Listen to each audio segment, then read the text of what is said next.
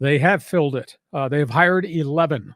Harbaugh has brought 6 coaches, plus his strength staff, plus some football administrative people with him from the University of Michigan. First things first, this is going to be a very different offense. Greg Roman, offensive coordinator, had success with Harbaugh, San Francisco, developed Colin Kaepernick, had success early days in Baltimore with John Harbaugh, developing Lamar Jackson. Greg Roman becomes the offensive coordinator. He's an RPO guy. I don't know what that means to the mix of Justin Herbert being pocket passer. You're not going to have Justin Herbert coming down the line of scrimmage running options, are you? Nonetheless, Greg Roman is the OC. Marcus Brady, who's kind of a cool X and O's passing down the field guy, comes from Indianapolis, who'll be the passing game coordinator. Andy Bischoff, longtime college coach, also coached for the New York Giants. He's going to be the run game coordinator. The unique hire, the different hire, the strange hire, Mark Trestman, ex-Chicago Bears coach, been with the Raiders, been with the Ravens, successful in the Canadian Football League. He's coming in as Harbaugh's consultant. Interesting. Like somebody's going to talk to Harbaugh in his ear about how to act and what to do as a head guy. That was a strange hire. From the University of Michigan, some pretty good people. Rick Minter, defensive coordinator, comes in.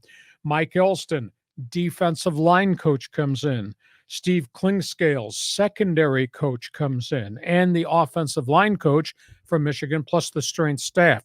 So this will definitely have a Big Ten U of M imprint on what they're going to do, probably starting the 1st of March as they get working towards OTAs, as obviously the draft, and then the mini camps going forward.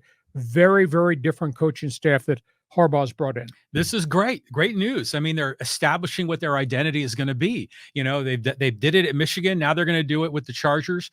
And it's interesting, this RPO thing. When you were first explaining that to me, I didn't realize what the extent of that was. At first, I thought it was more like a wishbone where Herbert was going to be running out on the flat and be potentially injured. But an RPO, I've seen a lot of teams at college, high school, and in the pros run it. That could actually be a good improvement for the Chargers. But it's more about the quarterback's ability to scare you that he's going to run the football and then will run the football. I don't think we want Justin Herbert running the football. I mean, he is not Lamar Jackson. As good as he is, you don't want him taking hits in the open field. Well, it depends. Like when they say run pass option, I think of the receiver that's kind of running parallel to the offensive line. And sometimes they hand it off like right there when he goes right past the center. Yeah, jet sweeps. Yeah, the jet sweeps. So to me, the run pass option, when I hear that, well, maybe it's the run option for the running back as opposed to a pass for the. It's all that. It's all of it. Fake, exactly. Fake to the jet sweep, fake to the running back. Roll right, can run, roll right, look to throw.